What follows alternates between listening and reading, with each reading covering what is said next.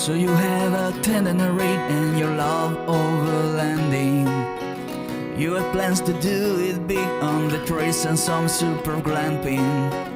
One ideas, deep news and reviews, a podcast the first rate and here just for you. You don't have to think about it, join us and be about it. Something interesting we want to hear about it, come on let's talk about it. Welcome to Waypoint Overland's Random Waypoints Podcast.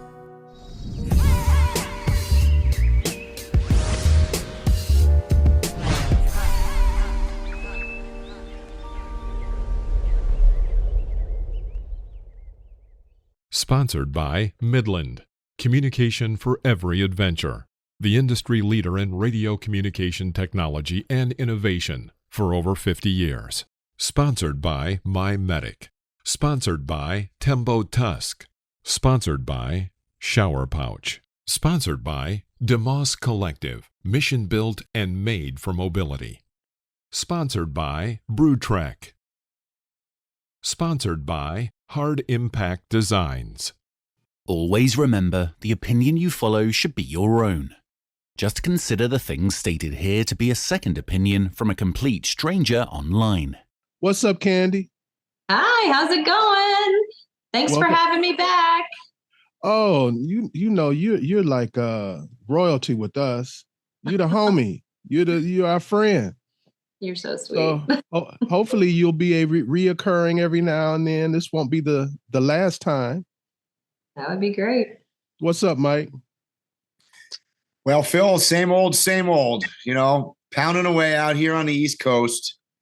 And but we've got afternoon beverages. Okay, so what is everybody drinking? A little bit of bourbon, a little bit of Four Roses going on right here. Just a little touch. Nothing crazy. I thought of that. That was my second choice. I went with I figured I'd start light. I'm having a Irish stout here from Treehouse out of Massachusetts. So that's what I'm doing. I'm having Wyoming whiskey. Yeah. Oh, fancy. So very nice. So this should go right off the rails immediately. So, I mean, what are we talking about? We're talking about the people who went down in the submarine down to the Titanic, right? Is that what we're talking about? Oh wow, that's crazy, man.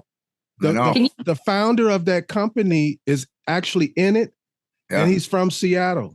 Yeah. So I can't turn the TV on here without that popping up because he's from here. Yeah. No, not a good scenario. I tell you, that's I don't know how do we start talking about this? This is what we do. We go right off the rails immediately. I only have like a couple of things that I have a fear of as far as death. Ooh. And one of them is that to be underwater in some kind of submersible. Oh God. Well, I mean, here's the problem. And this is I too have been watching the news about that because I've always been sort of a Titanic junkie. Yes. And so that's kind of what drew me in. But what I've noticed about the news coverage is I don't believe that most of it is honest, meaning that they're sensationalizing a little bit. And what I mean by that, and obviously once you guys listen to this, we'll probably know what the result is. But to my knowledge, even if they locate where these people are, it's assuming that the thing didn't, decompress or something underneath. We don't have anything that can go get them. Right. There is absolutely nothing that they have in their arsenal to go down and retrieve these people. Mm-hmm. So even if the Navy and the Air Force or whatever that's searching it, let's say they locate this thing, and quite frankly, I don't think they can determine whether if they locate it, whether they're alive or not. But I'm not sure what they do then. They go, oh, there it is. Yeah, there it is. I don't think the irony is lost on anyone either with the maiden voyage of this submarine going down on the Titanic itself. I mean, come on, it's very unfortunate. And unfortunately, it sounds like obviously we're not getting the whole story because here's like Phil said, the CEO of the company. So I'm quite sure the company has probably more information than we're hearing about. But it sounds like they very well, in the time frame that it happened, very well may have gotten stuck on the Titanic, like literally gotten stuck and trapped down there, because when it disappeared was about the amount of time it takes to go from the surface to the ship. Wow. So if that was the case, if they're indeed at that level and they're just simply stuck and they can't move, they're going to run out of air, and then they're going to be the next people that go down to the Titanic are going to find them. Yeah. There have been recoveries of ships and items and different things from deep water, but not this deep. But let's even take that out. When they do the recoveries, they take like weeks and months to do. Yeah, because it's a submarine. Generally, it's like submarine based. This is not a submarine. This doesn't have. And then of course, a friend of mine sends me an article about that the thing was being controlled by like a Nintendo joystick or something. And I just read that article and I'm like, no, what part of no? And hey, we're allowed to talk about this on the podcast because like this is the ultimate in overlanding, right? An adventure. I mean, this is like climbing Everest or going to the Titanic or going to the moon and the extreme stuff that everybody wants to do. That's right. Yeah. But the reality is like that is, I mean, there is not any part of me that you would ever get me to go in that thing. No. Not even to 40 feet, let alone 12,000 something. No way. It would have to be like at a museum where it's not used anymore and they let you sit in it and take a picture. That's about it for me. Yeah. The other thing is, I was reading some information about this thing. So let's just say that it somehow got up to the surface and they just can't find it and it's bobbing around. They still aren't going to make it because they can't get out. It's locked by bolts on the outside, so they still suffocate even if they're on the surface. Oh man, what a way to go! And they say it's 96. It's made for 96 hours for 5 people, and they have 5 people. So there you go. And, right now, it says about a little while ago, it said they had 39 hours left. I hope they find them. I really do. I do too. Yeah. And then abandon this venture. Yeah. So I'm also interested in what the storyline will be after this, whether they save them or not. Because I've been reading the comments of some of the major newspapers and media, and most people have taken a very cynical view of it. It was $250,000. It's basically billionaires inside this thing. Mm-hmm. If you look at who the 5 people are, and people feel like, oh, they were just on a frivolous trip, and that's what I'm reading in the comments. So I'm interested in how the media will handle this at the end. Well, here's the irony. I mean, basically, that's all the people that were on the Titanic, or largely the first voyage of the Titanic was also about that, right? Yeah. Mm-hmm. I think it's unfortunate that people are taking such a dim view of just human life in general. That's sad that they can get cynical about things like that. That makes me a little sad. It doesn't matter how much money you have or don't have. I really hope that they're able to get those people helped, and bring them back safe. Yeah. And then stop it. Don't do it again.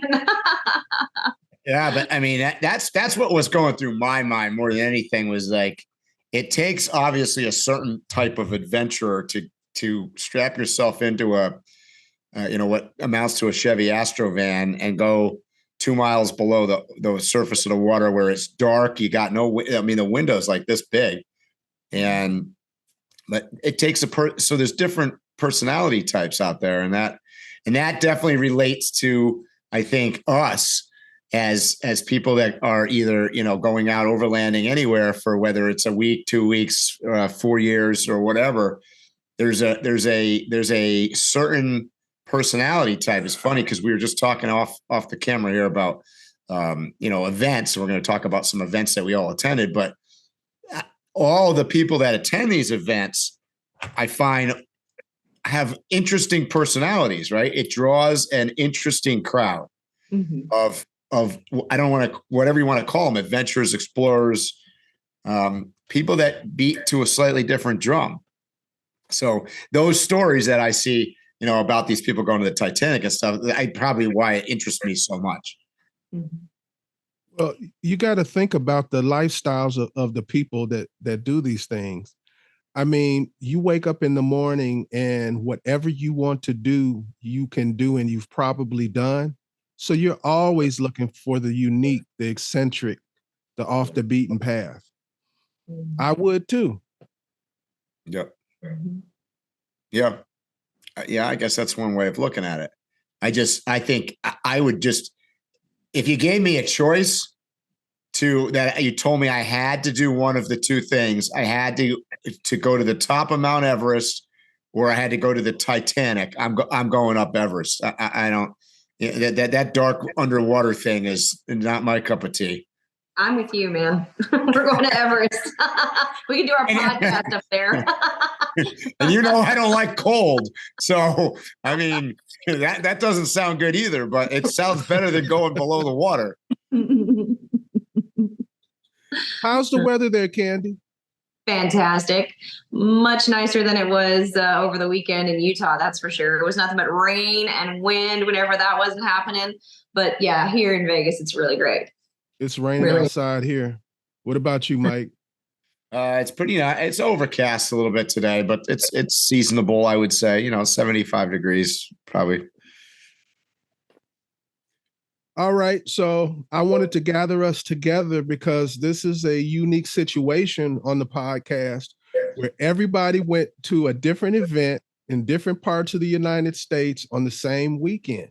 And they are all events that people are curious about, and we all have insider information. So this should be a pretty good conversation. I know I'm going to enjoy it because I want to hear about both of these events. So let's start with our guest, Candy. Do you have a question for her, Mike? Well, I guess my first question is, for those that don't know, you went to an event that was sort of built outside of, quote, the Overland world, right? It's called the Outdoor Adventure Expo, correct? Yeah, that was right. Yeah. Tell us, what does that mean? What was the event? What would you say the theme was? Like, what was it about?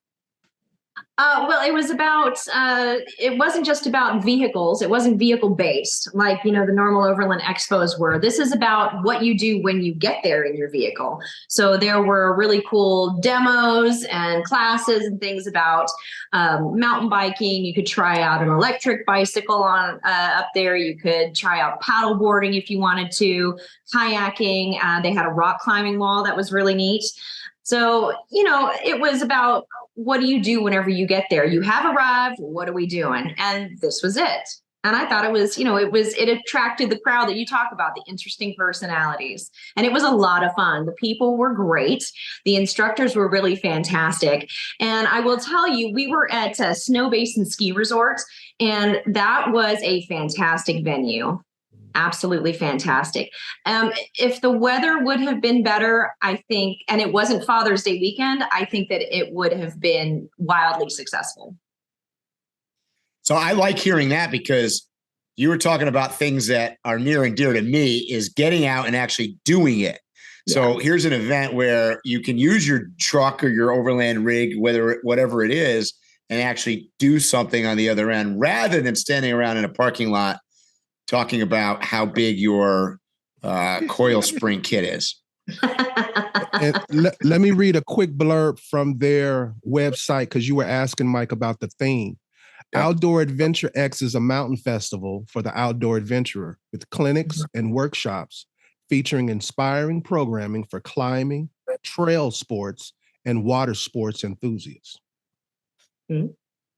Which is what most of us that actually go and use our vehicles do at the end of a day, whether it's, we're hiking or kayaking or, riding bikes or doing something, getting in the outdoors. Right. So I like that. Yeah, that's been lost. The idea that the vehicle is basically a tool for us to do all the other stuff. Yep. Here comes the soapbox part of our podcast.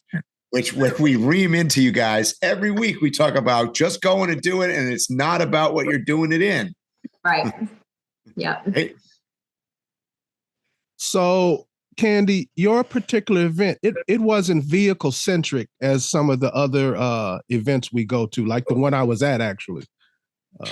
No, they did have a showcase area though, which myself and my vehicle were featured in, and they called it the adventure van area or the adventure vehicle area. And there was a lot of variety there. We had a great converted ambulance. They did have a Sprinter van there, myself and my Jeep. And then a Bronco and a couple other really great vehicles were there as well on showcase. And it just gives people ideas, here you go. What do you want to do? I included my mountain bike with my bicycle, my rack on the back of it and everything, just to show, hey, here it is. I'm coming along and I'm bringing my bike too, and I can sleep out of it at the end of the day. So, just presents ideas to people, and that was a lot of fun. So no, it wasn't vehicle based, but they did provide vehicles to show, just to be like, hey, here's your adventure rig, and then here's all the stuff you can put on it, and here's how you can organize it. So. And Mike, your event was obviously focused on one thing. Yeah, but a little bit different than what we usually talk about. It was definitely focused on vehicle because it was the basically the Land Rover 75th anniversary Jubilee event to celebrate 75 years of Land Rover being founded in 1948. So what's different though is it's a single mark, right? So just Land Rovers, nothing else. And it was largely geared towards using your Land Rover, though. So it was less about outfitting it and talking about it. And vendors, there were some vendors there, but very few. But most of this event was focused on socializing amongst the participants there, which I heard were about 850 people. I think about 600 vehicles, and getting out on the trails and going and using your vehicle. And that's kind of what the focus was on. So very different than, say, an Overland Expo, where it's literally a static expo, very little utilizing of your vehicle unless you hit one of the the little off-road course thing that they have. But we were at a mountain also at a ski mountain like Candy was at. We were at Greek Peak Ski Resort in upstate New York, and miles and miles and miles and miles and miles of interesting trails, let me tell you, all of which were rated, interesting because it was a ski area, rated between green slopes and double diamonds. And I got to tell you, from the weather that we had overnight, so we had so much rain, I don't care whether you were on a green trail or a double black diamond trail, it was all the same, slip sliding and interesting off-roading. And for somebody that's very experienced in off-roading, it was definitely an interesting event. I saw that whenever one of the things that you had posted on one of your stories at that event, where you had this Land Rover coming around a corner and it was all muddy. I had wondered if that was the weather or if that was a setup that they had done for that particular trail. What was the rating of that trail that you had filmed with all that mud? That was a blue trail that we were on. And so interesting. One poor guy, unfortunately, rolled his truck. Not on that trail. It was actually on a green trail to sort of prove my point. I don't think there was any serious damage or nobody was hurt or anything, but it was an interesting, it was just, being that it's a mountain and it was covered a huge swath of land, the variety of trails was interesting because most of them were very hilly. Either up or down. The going up trails were almost impossible because it was just too slick everywhere. So you were just not enough traction. It didn't matter what you were driving. Yeah, it was interesting from a perspective of, generally speaking, you can kind of rate both drivers and vehicles based on their ability levels. And this was probably one of the few times that I've been at an event like this where I don't care if whether you had tires on your Jeep or in this case, a Land Rover, but tires on the truck that you used to go to the grocery store or ones that you crossed Africa, it didn't make any difference. I mean, they were just full of mud and they were slicks no matter what. And the skill level of the drivers definitely came more into play. I spent a lot of time trying to coach people about, not touching the brakes and things like that, because, it's interesting. As soon as you put your foot on the brake, you were just sliding sideways like snowboarding. So it was a lot of fun. I will tell you, the turnout was amazing. I've been, for those of you that don't know, I was the president of the Land Rover Club in Connecticut way back in the day. And we were one of the organizers of this exact event at Greek Peak Mountain 25 years ago for their 50th birthday party. Wow. So I've been around that community for a long time. I've not really been in it very much in the last, 10 or 15 years for sure. But just the amount of people that showed up, it was anybody in the Land Rover world sort of in North America was there. A lot of Canadians actually were there as well. So Mike, I'm about to jump on you. Yep. And I'm not even part of the team. I'm jumping on you for some other people. Okay. These are Land Rover people. Now, at my event, it wasn't a Land Rover event, but you would have thought it with how many Land Rovers were there. Which, by the way, I think it was a Land Rover event. Not this year, but I believe it was founded as a Land Rover event. I looked it up. And I think that originally, because I noticed even their logo is taking the Land Rover Camel Trophy badge. It's the owner. He has like a bunch of Land Rovers. That's all. Yeah. And I think originally, year one, it was a Land Rover event. Yeah. Year one, it was the only year it wasn't there. That's the one I didn't go to. So I can't tell you anything about it. But that sounds reasonable to me. It was interesting because I kept seeing your posts all weekend and it looked like you were at an opposing Land Rover event. Well, opposing is a good word because there was a consensus among them. They were aware of the 75th Jubilee, and they felt like since it was the 75th and it was done by Land Rover partially, that there should have been something on the West Coast too. So yeah, I don't disagree. I'm bitching for them. No, that's fine. It was actually worldwide because on Friday night they had a live toast across the ocean because there was also events going on the other side of the pond in England and whatnot at the same time. So they did a live toast at with both on Zoom. I don't know. That's interesting why there was nothing on the West Coast. I can't really answer that. I can tell you that no one on the West Coast would be expected to get a Land Rover to the East Coast to go to the event because, let's face it, they're Land Rovers. You're lucky you could get it out of your driveway. I'm allowed to say that. I was, and I'm okay. This is off the record now, so nobody's listening. I'm kidding. I was one of, I don't want to say a few, but I was definitely in the minority of people that actually drove their truck to the event. So I want to disclose that. Well, particularly if you owned a series vehicle like mine, it's 55 years old. But most of the people that came to the event trailered their trucks. I'm just telling you the truth. The trailer parking lot was ginormous. They were just pickup trucks and trailers everywhere.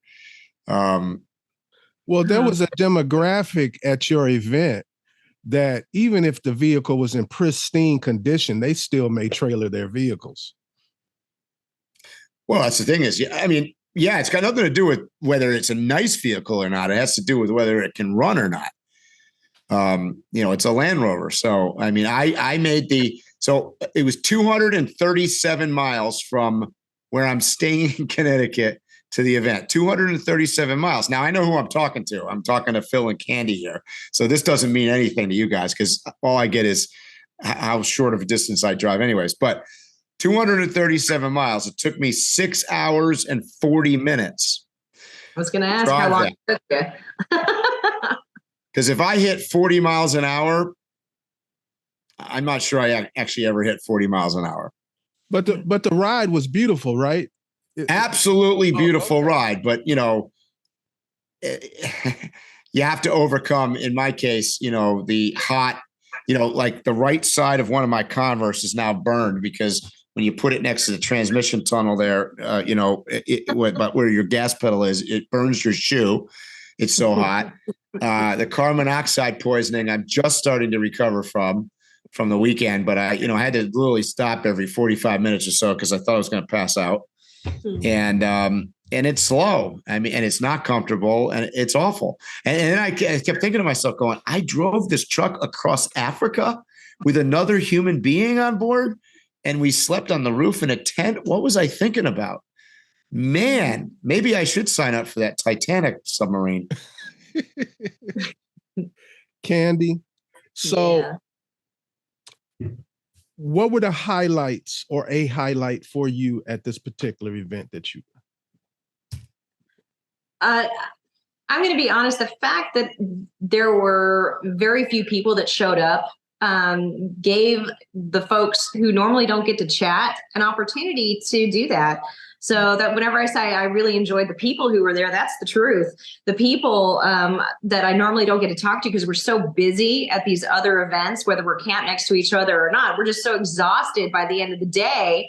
You're just like, forget about it. I'm going to, you know, make my food and I'm going to bed. That's it. That's the end of it. This gave us an opportunity to really sit down and really talk to people. And that for me, that was a highlight. It was a beautiful setting. You know, and you know what? I tell you what, they did a really great job with the entertainment in the evenings. The organizers did. The bands were really great. So, and they had good food too. There was an actual indoor food court where you could go and get your food, and you know, it wasn't cheap, but it was good. It was very good. So I will say those things. But yeah, the highlight for me was definitely getting to hang around and talk to some of the people that I normally never have gotten to before. So it was good. What about you? And you know, at the end of the day, these are all about the people anyway, right? It's about the human connections too. So what about you, Mike? What was the highlight for you? It was all about the people. I mean, our event was super well attended, but you know, I believe we had 4 Camel Trophy competitors there. We had 2 different Rebel Rally teams there with their trucks. We had a couple famous photographers and writers in the Land Rover / you know, outdoor community that were there. You know, most of the top brass from Land Rover North America was there. So there were a lot of fascinating people to talk with. And that's what, for me, it's same thing. It was about the people.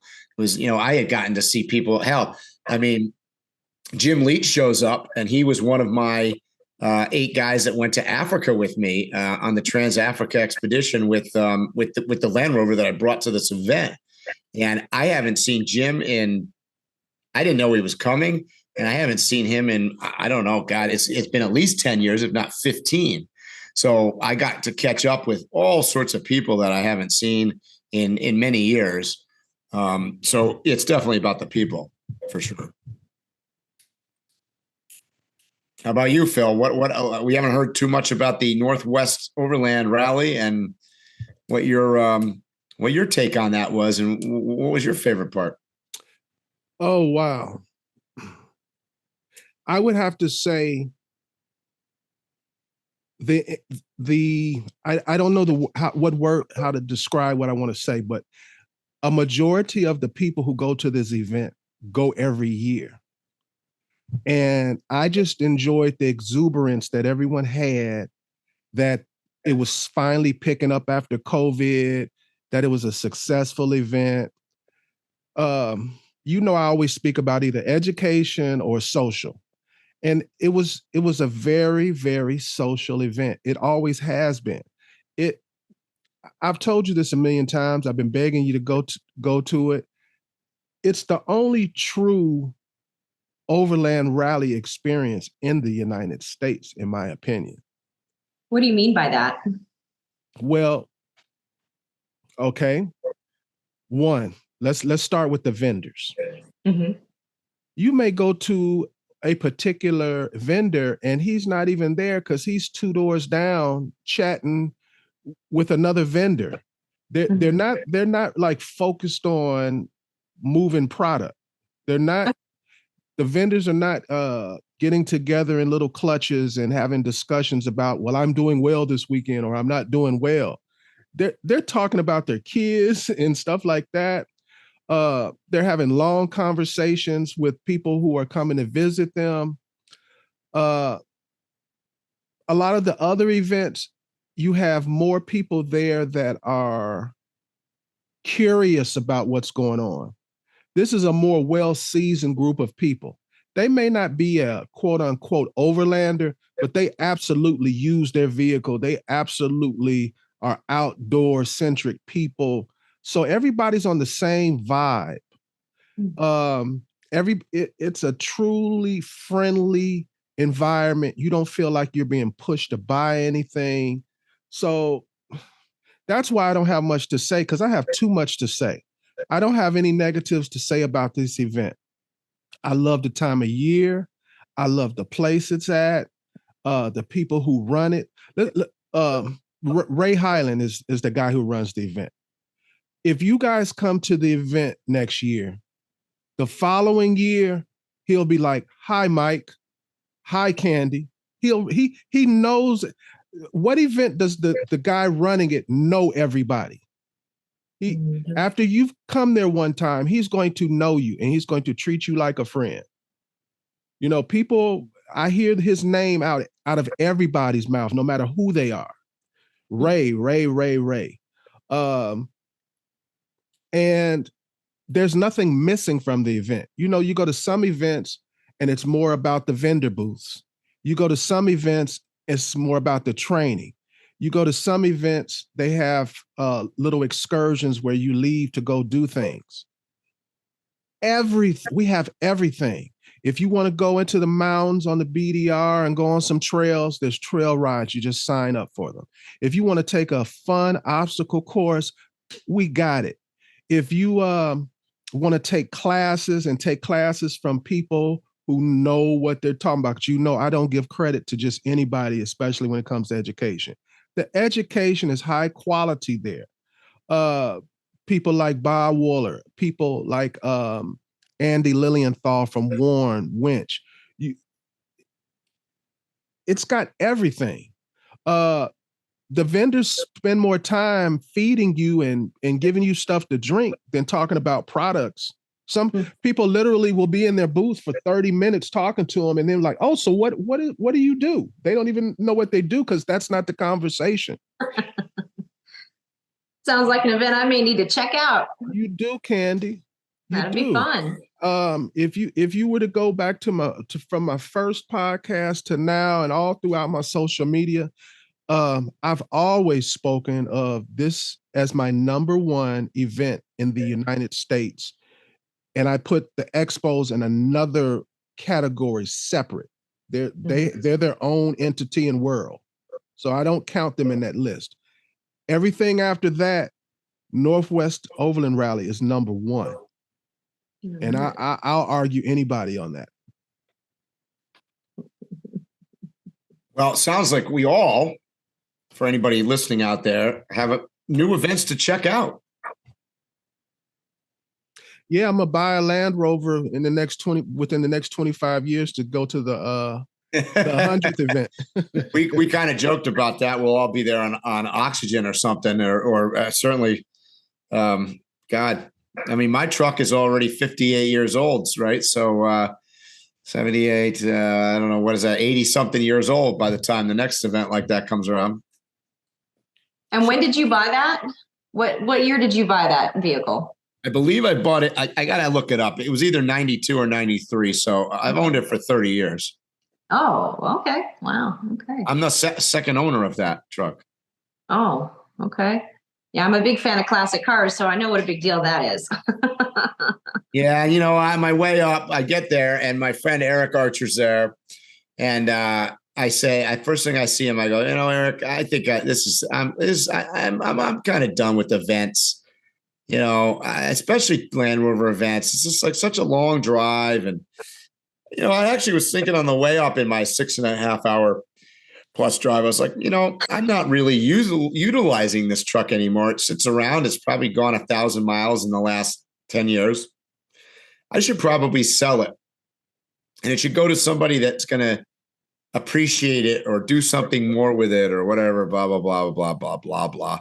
And he's just shaking his head. And then, I don't know, by the end of the weekend, I was just like, yeah, no, I don't know. I found it, it's been to Africa with me. It's done this, it's done that. It's like, yeah, no, I guess I can't sell it. No. But, I was going to say, someone should have kicked you in the head when you said that. Yeah, you'll be pissed the moment the auction closes. Right. Immediate regret.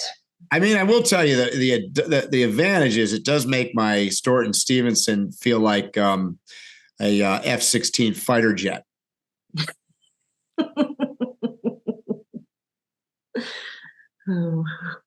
So, Candy, what's your next event? I think we all have the same next event.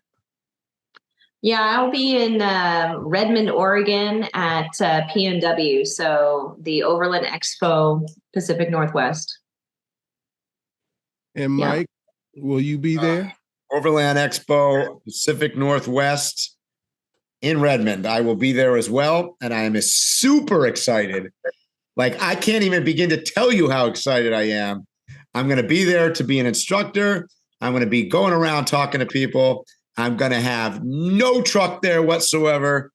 And I'm staying at a hotel.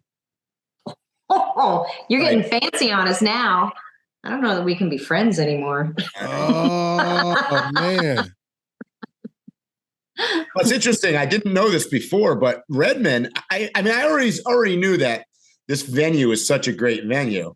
But I did not realize that the airport and hotels are both actually literally within walking distance. You could get off of that airport and walk to Overland Expo. Oh, that's nice. Well, the Bend Oregon Airport is in Redmond, right next to the Deschutes Convention Center. Well, okay, no problems then. And it was smart for them to keep that venue. I don't see them leaving that venue anytime soon. It was like made for Overland Expo, in my opinion. And it's set up for growth too. Yep. I would say that's the best venue of almost any of the events that I can envision, whether they're Overland Expo events or other people's. That's a great venue. Yeah, I like that one too. I like that a lot. And I agree with you, Phil. There is opportunity for growth there, which is going to be important because I think this is going to get really, really big. Yeah, because they didn't even use a lot of the things like those big barns and oh wow, what they could do with those. Mm-hmm. No, the hold up. Remember, it's a circle, and I think they only used like maybe not even 2/3 of the circle. There a whole side on the other side that wasn't even really being used. Right. Yeah. So like I really, really boasted about the Northwest Overland Rally. Now, as far as the Overland Expos right now, to me, the Pacific Northwest one is my favorite one. And it's not because I live in the Pacific Northwest, but I really enjoyed last year. Mm-hmm. Last year was a lot of fun. That was and it was the first year for it. So, it could have gone either way. Mm-hmm. Nobody really knew what to expect. We were coming to this brand new venue thinking, man, I hope it's nice. And boy, I know for me, it really surprised me. And it is now absolutely my favorite spot. Yeah. So if I had to pick just one to go to, this is the one I would want. I would ditto that. I would agree. So why? Why do I like it so much? Mm-hmm.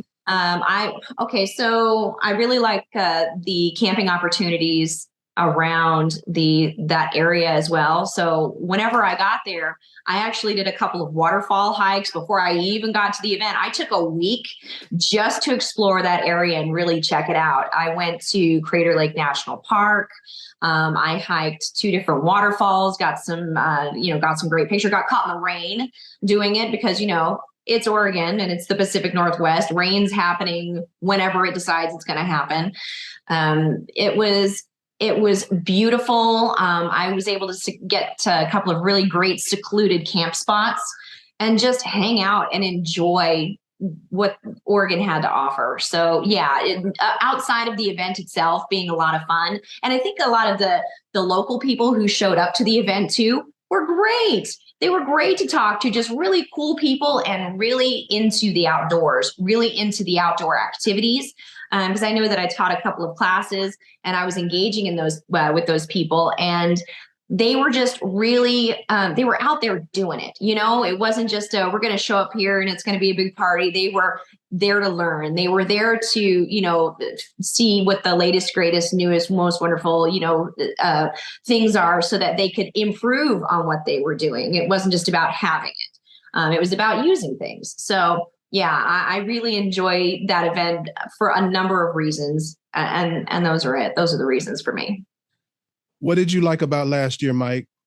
I agree with Candy. I mean, the area is super conducive to making your way in and camping before and after the event.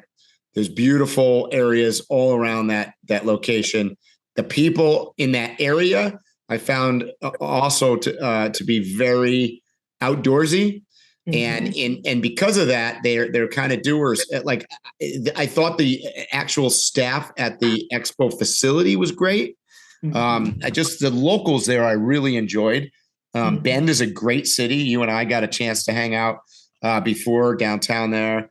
It's just it's really a good vibe more than anything. And it's just if you're an adventurer and you're somebody that like me that lives in a rig full time. You can't, that area of Oregon is certainly one of the best in the country. So I think that all comes together. I think how do I say this nicely? I mean, we don't do that on a podcast, right? We just say what we think. Some of the other locations have, they have groups of people that maybe go run counter culture to what I'm talking about in that. So I found the vast majority of people in Bend were adventurers, outdoorsy, like willing to listen, share stories and share, stuff. Was less about the actual vehicle. Although I will tell you, the selection of vehicles there was probably the best. But it was less about talking about the vehicle. It was less about some of the glitz and I don't know, I just call it the underbelly ugliness of, I'll take it as an example. Well, let's just, even in Flagstaff, I mean, Candy and I were laughing one morning, parked, three trucks away was, I'm not going to say what the name of it was or what it was, but it was stupid. Oh, yeah. I mean, right? Let's just be honest. Who would drive around with something like that written on the side of your Jeep? I mean, give me a break, people. Yeah. Like that's just, don't even come. Stay home. I mean, really?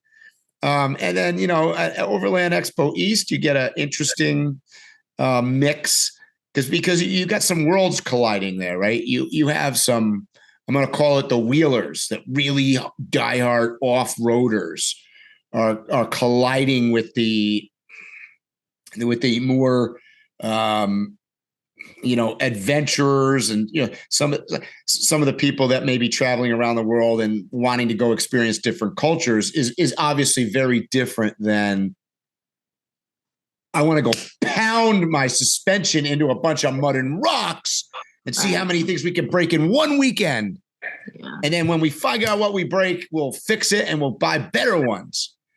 So, and I'm not trying to diss anybody, but I mean, this is what happens when you get that that mix. To me, Overland Expo originally was about getting out there and experiencing the world, the people, the scenery, and the stuff, and doing things. It was not, and I know here I am on the soapbox again. It wasn't about trucks. It wasn't about parts. It wasn't about suspensions. It wasn't about roto packs. It wasn't about any of that stuff. Like, and we talked on the podcast a couple of weeks ago about, Patty Upton at Overland Expo in Flagstaff. And here she is parked with a Jeep that to me looked like it was unclear whether or not that Jeep was going to make it out of the parking lot. It reminded me of a lot of events I saw at the Land Rover event this weekend, a lot of trucks. Mm-hmm. And I'm quite sure it didn't look any different when they went through the Darien Gap in 1988. So it obviously for her was not about how many things you could bolt on the side of your truck to look nice. Mm-mm. I don't know why I have such a problem with that. Why am I always bitching about this? Because you feel it in your heart and soul. And meanwhile, I'm building a truck that all I get is flack. Oh, Mike's living in a big fucking luxury, condo over here. Bullshit. I mean, that's true. It is kind of big and it is kind of nice, but for me, it's not about the truck. I mean, yeah, I enjoy building the truck and everything, but like if I was just going to build this truck and then park it in places and talk about it and describe what my engine was and how many liters it had and what did the thing, yeah, then I'd be one of those guys. But no, I'm going to go and I'm going to park it somewhere like I did this winter on a beach, and I'm biking and kayaking and getting out there and meeting people and doing whatever and looking for good tacos. I don't give a shit what kind of springs are on the truck. Oh boy, I'm going off the rails today. You guys mentioned the area for camping. You mentioned how nice the locals are. Mm-hmm. One other thing that I wanted to mention about that, you partially mentioned it about the downtown. Bend, Oregon, its nickname is called the Mecca. This is a place where they cater to outdoor people. They cater to overlanders, nomads, and travelers. So unlike other events that you go to, everything is set up for you at the event. But once you go into the little city, it's like a city and you're an alien in it. Mm-hmm. No, there'll be trucks nicer than yours parked right next to you, eating, drinking, having a good time right with you. The city caters to outdoor enthusiasts. So it's the perfect place to go, not just go to the event, but to show up a few days early if you want. Yep.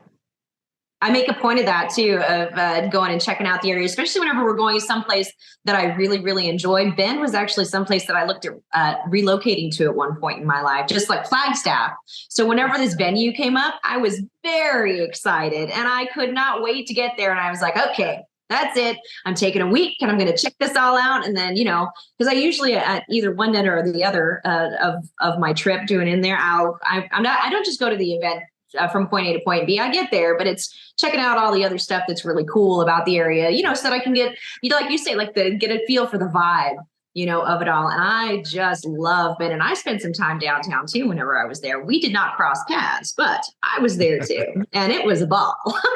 Yeah, well, I mean, that's the thing is I think Bend is probably the best of them. Flagstaff would be my number two. Yes. Flagstaff is similar in some ways to Bend. Definitely certainly from camping around there and from some of the vibe and from, they're pretty outdoorsy there as well. Where in contrast, if I took you to say Arrington, Virginia, which is obviously out in the country, but I can drive my truck through there and go to stop at a fuel station and somebody will be like, what's that thing? Yeah. Yeah. Totally out of place sort of. So, I mean, and I'm not going to rain on the eastern slope of Colorado because I do that every podcast. So I'll just be quiet. Well, it's kind of out there in the middle of nowhere almost, it's just like no man's land and it's all nothing but houses around it. So the venue is not, it's in the middle of town, man. And it's just difficult to get anywhere.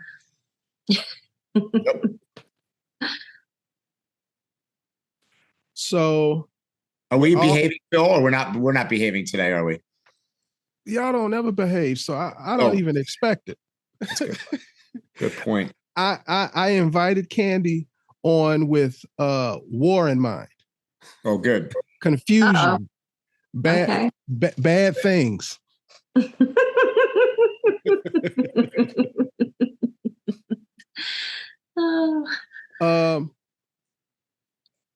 Mike, you threw me off.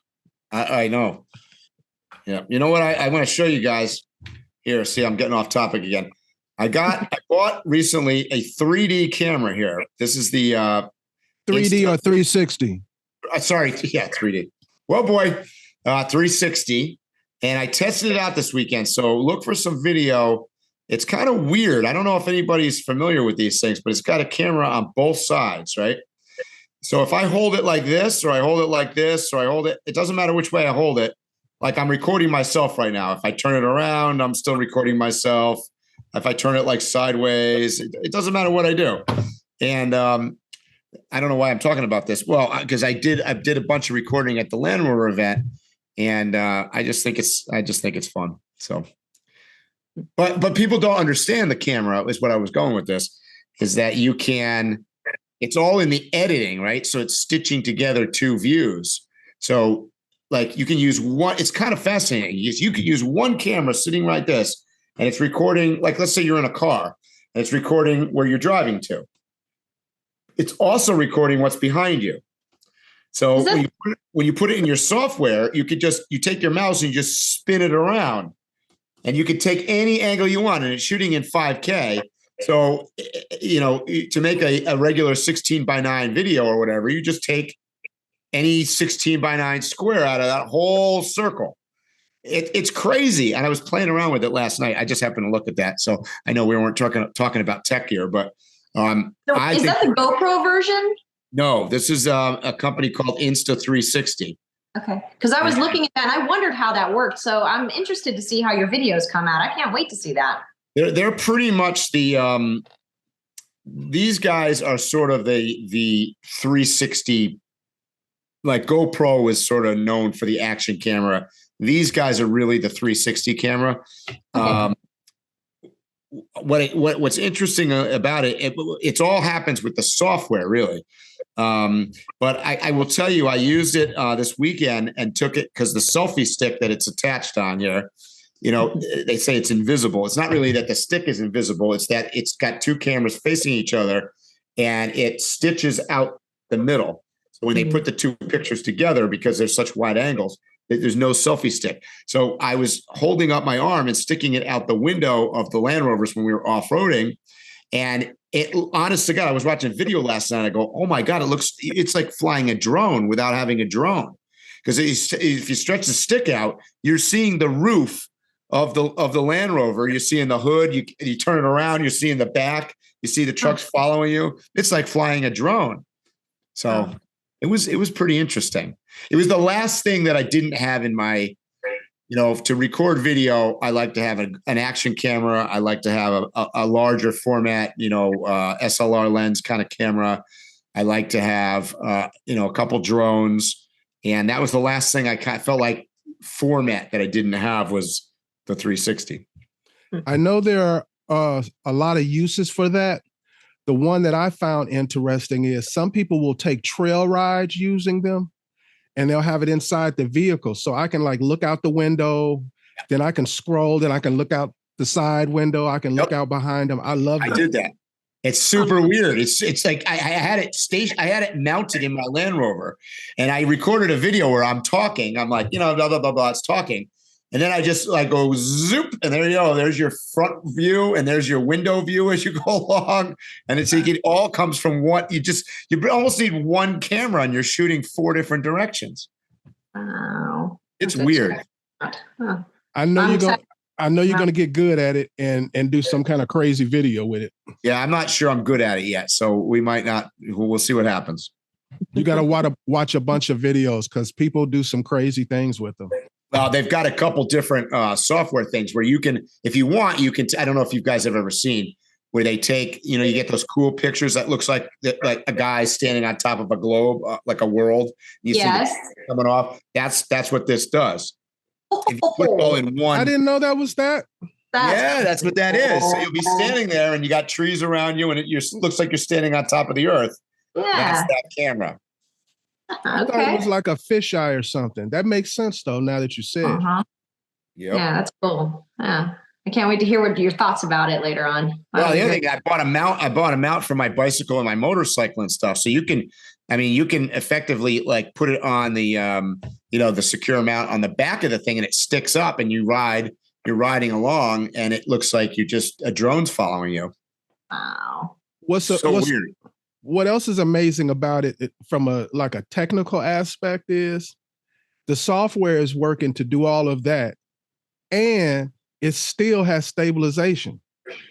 And that's the thing. That's a lot. You flip it upside, you move it around like this, or you put it sideways, or you put it up and down. It doesn't make any difference to the picture. It makes no difference. Now I realize my GoPro has that as well, where you can turn the camera all the way around sideways and the picture's still level. Mm-hmm. But it's kind of weird when it's two cameras doing it and it's 360. So you really don't, you just walk around with this thing, hold it in any which direction. It doesn't matter what you do.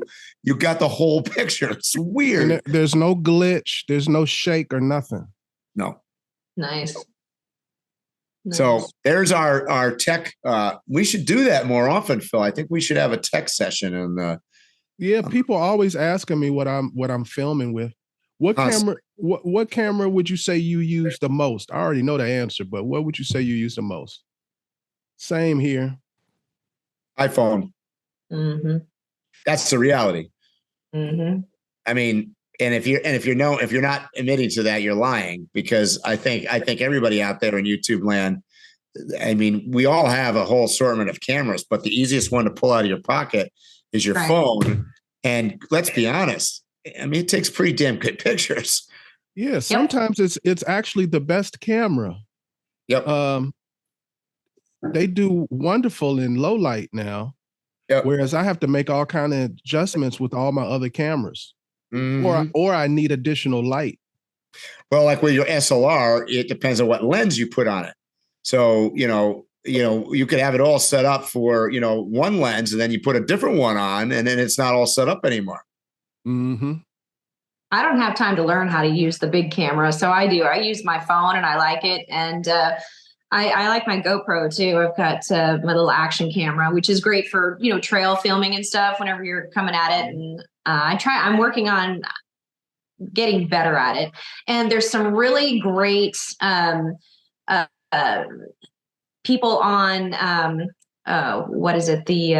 TikTok. I found some really great people on TikTok who have just dedicated their entire page to teaching people how to take better pictures with their phone. Yeah. So I've learned a lot from that. So if you're looking to improve your photo game with just your phone, those are the people to check out. They've got some great ideas. Absolutely. Particularly TikTok, which is a social media with a formula that has, by definition, a short attention span. So you got to get the best in, the 30 seconds or a minute or whatever you're filming in. That's a great format for that. And those people are, usually pretty creative. Yeah. The reason why I like my iPhone is because it's more than just it's the camera, it's my Wi-Fi, it's my internet, I can do everything from start to finish from the phone. Whereas with my camera, I got to download it to the computer. I got to upload it to my software. Then I don't have to do none of that with the phone. I'm waiting for them to get better with that whole satellite thing that they're talking about adding to the iPhone. I think it was like the 15 or something like that. Mm-hmm. That is going to be really great. Well, mark my words, it will be Starlink. Will be simply on the phone. Yeah. So everybody will have a Starlink phone, and that's what it is. There'll be no more cell coverage or bullshit. Really. I'm all about it. Bring it on. So what this basically means is, it used to be, once you were out of service, nobody can track you. So now with the new phones, they'll track you everywhere. There's no escape. That's probably true.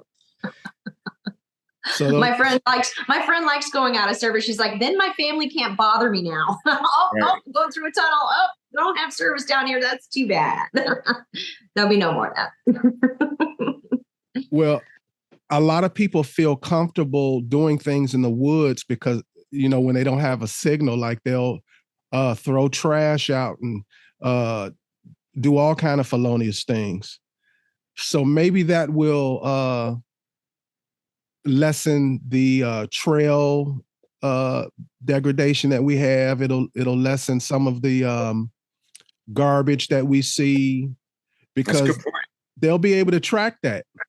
It'll almost be like that movie. It was Wesley Snipes and what's the guy who played, and Sylvester Stallone. They played in this movie where they were frozen because they were criminals, and then they were brought back to a new society. And that society, they were able to track every single thing. Like if you threw some toilet paper down, well, it had DNA on it, and they'd track it, and you'd get a bill sent to you. Yep. And now you'll just be like, whoops, I threw a Snickers wrapper out my window. And 3 days later, you get a bill like you get the, the toll plaza bill from your license plate. They'll know because that guy, that was Phil. He was standing there with his iPhone. Right. Gotcha. I bet you it's coming sooner than you think. Oh, I agree. So the only good thing that I can say about the technology is it's harder to lie and it's harder to do crime. So yeah, that's good. Those are the only pluses. Yes. Yeah. I'm still against it, but I'm not going to go down that road. No, that's another podcast. That's next week. So how far along are you on your vehicle, Mike? Well, I mean, I haven't really started. I mean, it's early stages still. We are today. We were framing out the box, the habitat extension in the back. So that'll be done probably at the end of the week. Maybe not skinned, but it'll definitely all be framed out. And then next week I have to. Let's put it this way. I have to have the outside of the truck done by next Friday because the following Monday it goes to paint. Mm. So it's going to go to the painter while I'm in Bend. Have you figured out what color you're going to use? Yeah, I was thinking this time maybe a pink with a yellow stripe, but no, I decided to go with orange again. It's going to look just like the truck that's right there. With extra wheels. Yeah, a couple wheels right over here. Yeah. Can't wait to see it. Training wheels. So Pacific North. My video announcing this thing was supposed to go out today, and then I went to a Land Rover event this weekend. I haven't had enough time. There's not enough time. There's not enough hours in the day. So next week, I guess I'm going to put out some more details about it. Because people ask constantly. I'm getting people. Oh, you know who? By the way, guess who I hung out with this afternoon for I don't know, half an hour. Who? IRONHORSE Overland. No, really? Awesome. They Shout out to IRONHORSE Overland. Awesome. Yeah, they came out. They stopped by to visit.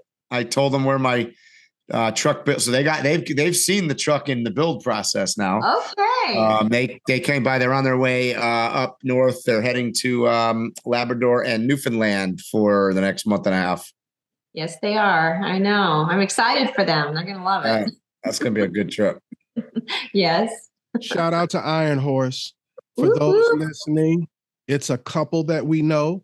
You can find them on Instagram. Do they have a YouTube? If they do, I don't know about it. They do have a YouTube. Mm-hmm. Well, they don't tell nobody. Shame on you, IRONHORSE. But for everybody listening, go to their Instagram and check them out. They're out here really doing it. They're Deb and Mike are great. Well, let's actually they're not driving a gigantic truck, right? They've got their truck and they've got a trailer and they're full time on the road. Mm-hmm. Like full time. Mm-hmm. And give no signs of stopping anytime soon. No, I just got their itinerary for the rest of the year, and they were heading up there. Then they were going to, whoa, don't quote me on this. I don't remember now. I want to say Minnesota. I don't know, somewhere up in the central north. And then they were going to go down and the Gulf Coast down to Florida. And then they're going up to Overland Expo, Virginia. And then they were heading out west and they were hoping to go down the Pan American. So there's no stopping them. Yeah.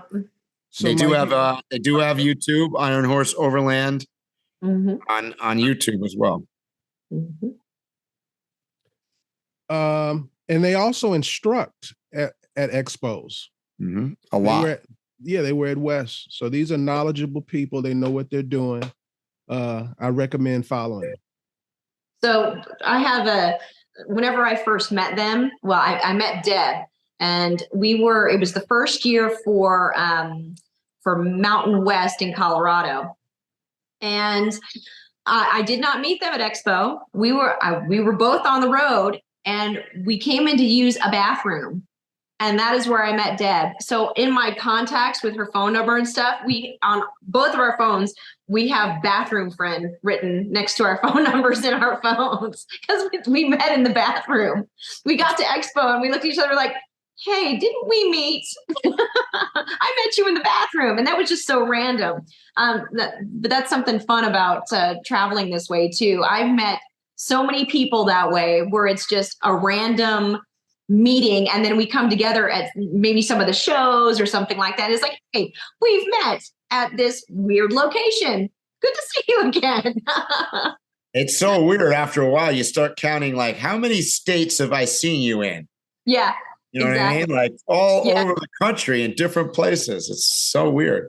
Well, and whenever I was in Baja, whenever we came down to Baja, it was funny because I was one of the people that I was with them. We were joking in 3 different countries. I said, this is our 3rd country together. We are really just getting intimate now. Yep. And for newbies out there listening, once you get started, once you start traveling, you're going to have the same kind of stories like what we're relaying right now. You're going to see a person on one continent, see them on the other. You're going to see them on a trail. You'll see them you don't know where you're going to see them, but you're going to see them again. And it's going to be a welcome moment. Yeah. Those are some of my favorite moments is when I see somebody and it's like, I saw you here and now we're here. And then we end up becoming friends.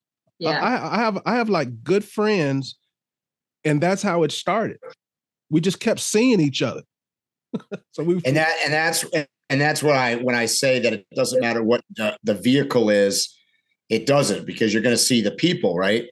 You may recognize them by their vehicle or their Instagram handle or whatever, but when it comes down to it's the people. And for me, it's been like people that are in van life or in schoolies or in overland rigs or quite frankly, even in RVs, because I stay in enough campgrounds and things. So I know a lot of RVers as well.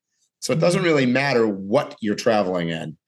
It's the fact that you are traveling and seeing things is why you're going to run into people repeatedly. I don't care what you're doing. I don't care what you're driving.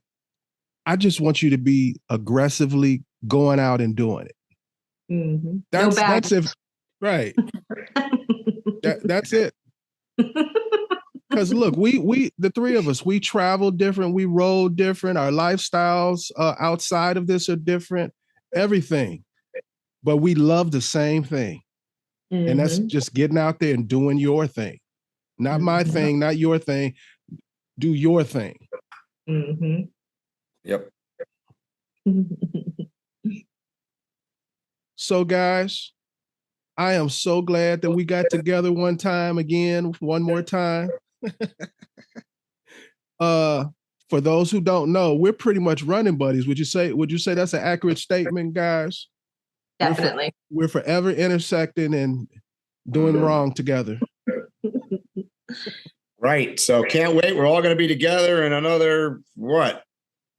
Couple weeks. Yeah, it's like 2.5 weeks, right? Yeah, a couple of weeks. It'll be fun. I can't wait. I'm so excited to see you guys. Do do you have any idea of what you're teaching? I'm asking both of y'all that. If I'm as busy as I was at West, then I'll be teaching. I taught 7 classes at West, so we'll see where. I just told them, put me wherever you need me, and I'm happy to do whatever you need. So I don't have I have a general idea, but that's it. Yeah, I thought they were going to have you putting wristbands on people as they enter the gate. You had so many things you were doing. Just don't give them any ideas, Phil. When they find out I don't have my truck there, they probably will have me putting wristbands on. So what about you, Mike? No, I don't know either. I mean, I know generally just of ideas of things that I probably will be on, but as soon as I know, I'll let you guys all know out there. But come and check us out, and be sure to stop by and say I will be found probably in the DIY area because it's where I hang out, whether I have a truck or not. That's probably where I will spend a good part of my time. So come by and say hi. And Phil, if I'm not in DIY, then we can totally camp again. You know. Oh yeah. With that. Yeah, you know, I always have fun camping with you.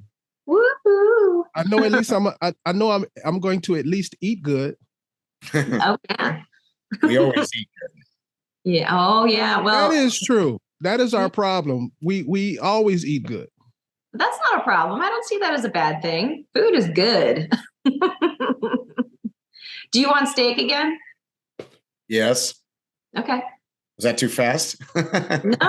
No, I'm happy to bring steaks again. That's fine. It didn't matter what you said. We were going to say yes. You got anything you want to say before we go, Candy? Anything you want to get out? No, I really liked being able to hang out with you guys. Thank you for having me again. And I can't wait to see you in Oregon. And how do people find you? Oh, I'm on Instagram. I'm Chicks Do It Too. I'm also on YouTube. Chicks Do It Too also. And a little bit on TikTok. I'm just navigating TikTok a little bit, getting to know TikTok a little bit. So, but I'm on there too. Yep, but that's how you find me. And I'll be at, I'm scheduled to be at in Oregon for the show and also in Colorado for Mountain West teaching. We didn't even talk about Mountain West. Are you going to Mountain West, Mike? I am not. I have too much build on the truck to work with, so can't do it. So I'll definitely see you at Mountain West, Candy. Oh, fabulous. I love that. Anything you want to say, Mike? Nope. Just get out there and do it. Have fun. And sorry if we're all over the place on the podcast as always, but if you haven't known by now, that's why you tune in. I had a couple of these before we started. Oh boy. All right, everybody. You know what I'm going to say. Stay safe, tread lightly, and hopefully I'll see you here or on a trail soon.